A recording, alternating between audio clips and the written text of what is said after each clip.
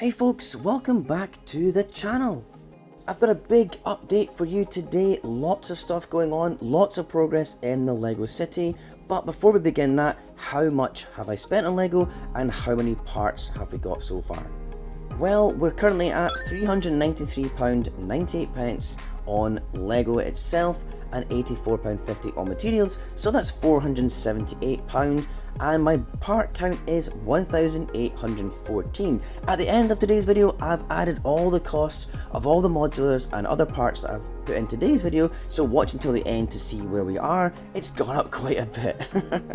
Anyways, in today's video I have finally had a few deliveries of parts. All the blue base plates are here, and at the end of this I will have started the canal walls, and I'm going to bring most of my built modulars in here and place them.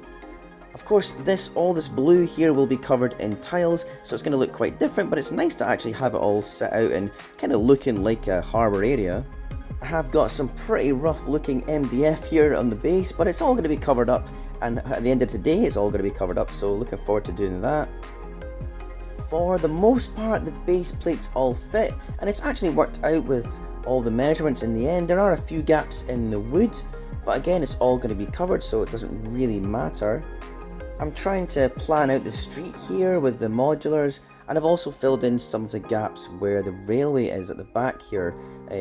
That's going to be for a later video. I'm going to kind of concentrate on the railway stuff way later on, but just now I'm going to really be focusing on the harbour area and getting all that finished, and that's the main bit that I want to get done. So the Sanctum Sanctorum, I hate saying that, I always get mixed up with the words. Cool building, but I don't like the round window, so that'll be going. I'm definitely going to enlarge it, maybe make it a whole floor taller and make the street side wider, and the idea is probably to make it into a library or even a bookshop. I might use the birch book signs from that bookshop, and yeah, that's the kind of plan really for this. This area here will have a path and a cobbled street, and I don't know if this building will end up here though, as I think it's going to be nice having lots of my narrower, taller modulars in this front section. I'll see what space I've got when the road plates are connected here. So I've cleared away all the white boxes and made some space as I'm bringing in the modulars. Here we are. Currently the modulars, the bulk of them live here on top of the bookcase, but also got a few in the LEGO parts room. The Ninjago city there will be coming out of here, but it's not going into the city. I'm actually going to break it up and reuse some of the buildings and the parts, especially the bridge. I'm going to be using that bridge in the city, so it's a bit sad. This is the last time I'll ever have it like this. I'm going to take that shelf down and make a smaller display of non-LEGO stuff, although the Home Alone house will probably live here for a little bit until I get time to modify and add it to the city. But it's actually going to be nice not to have the LEGO sort of street, and it has kind of cluttered up the room a wee bit, so it's going to be good to have a bit of a change. But before I do bring them all through, I'm going to start on the canal walls. I did have my initial prototype and it worked quite well.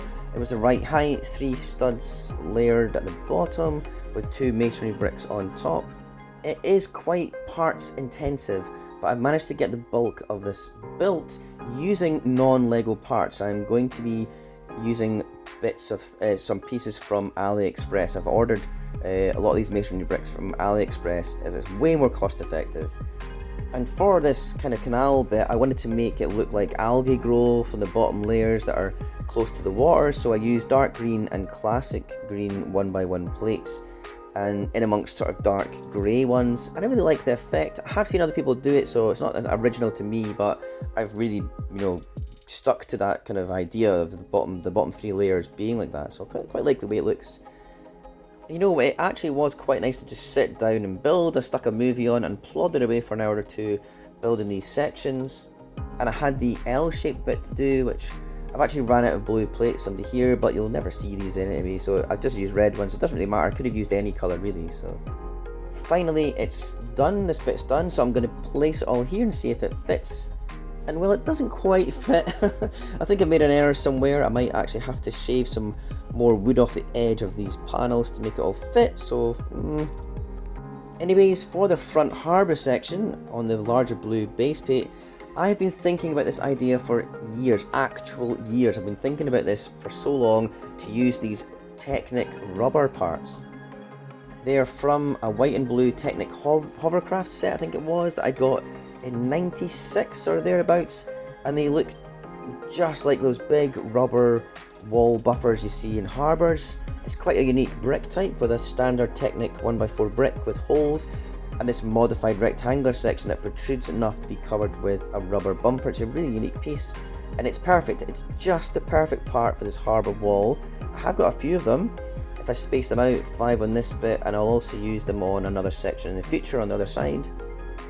So it really is taking shape, but I need more plates and masonry bricks to do this other section, but so far I'm pleased with how it looks. But now it's time to bring some modulars in and get a real layout worked out for this front section.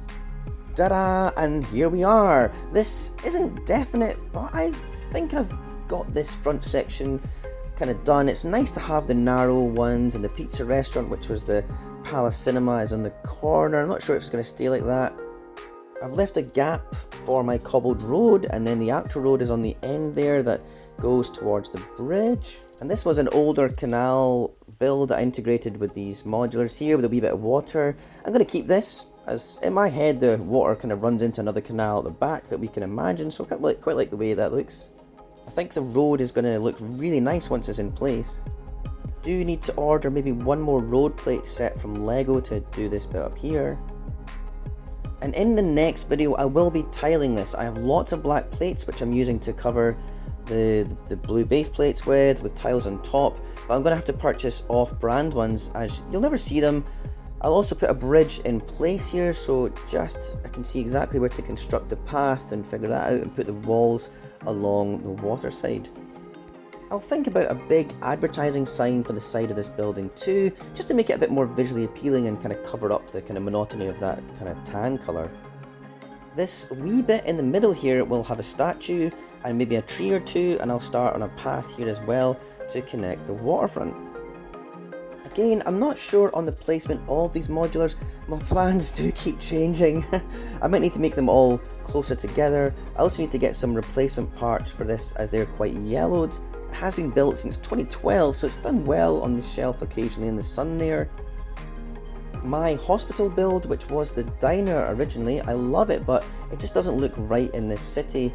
I do plan on making it taller, but I think I'll put it somewhere else in the city. I don't think it really belongs here, and both these buildings need access to a road, so I have to think about that as well, as the road will be here, but does it work? I'm not too sure yet.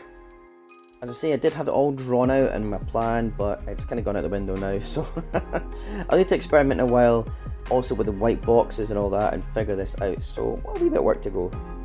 But it's really nice to just have some buildings in here, and it's really taking shape. It's now looking a bit like an actual Lego city. But now for the numbers. I have to add the costs and the brick count to my total. I'm not going to figure out inflation and all that. I'm just going to use the price of the sets as I bought them at the time. And you have to remember as well, back then, well, I didn't really buy anything full price. Only maybe a handful of the modulars were full price. I always bought modulars when they first came out in January, and I used my VIP points, so I always got discounts, so I got them relatively cheap compared to the prices they are nowadays, and especially to go aftermarket to buy some of these would be astronomical. So starting off with my AliExpress order, I got 500 of the grey masonry bricks. They are £2.20 for 50 bricks. Yes, you heard that correctly, it's so cheap. And they are identical to Lego, except they don't say Lego on the top of the studs. And I also got 6 stained glass window pieces, which I'm going to use for a church build in the future. And that was all £27, including tax and shipping, so really cheap for those bricks. And as I've said in the past, I'm going to be honest about my third-party brick use, because I've never done it. Just since I've started doing the modular city, I've started buying some cheaper parts, and I'm not shying away from it. I don't condone the Chinese companies that are ripping designs off of Rebrickable and selling sets or even copies of original Lego sets. Like that is stealing, like they are stealing the intellectual property of Lego and those designers. But when it comes to individual bricks, Lego don't own the patent anymore on these bricks, so it's fair game for other manufacturers to produce, so nothing wrong about that at all, and it saves money to be able to buy more proper Lego sets like the modulars. So anyway, let's move on.